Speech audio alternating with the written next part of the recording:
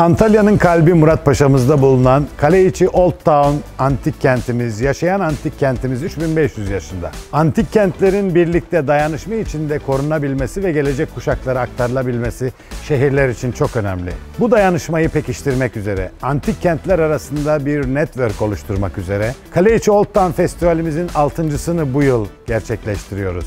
Bu yıl 21 ülkeden 35 şehirle insanların kültür varlıklarından yararlanma hakkını konuşacağız. Kaleiçi'nin yollarında, sokaklarında gerçekleşecek sanat etkinliklerine katılacağız.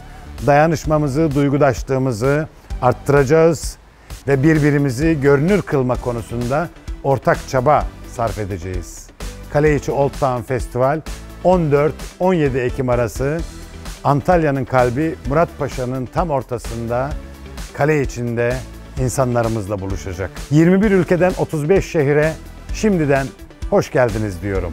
Hırvatistan, Beograd na Moro, hoş geldiniz.